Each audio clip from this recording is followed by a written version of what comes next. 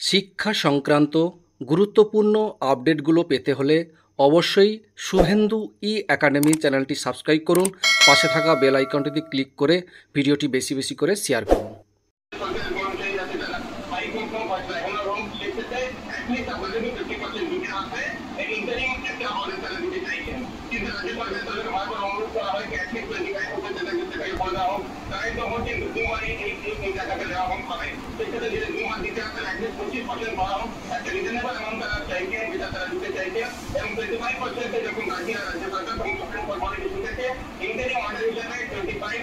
আপনাদেরকে দিয়ে রাজ্য সরকারের কর্মচারীদেরকে দিতে হবে।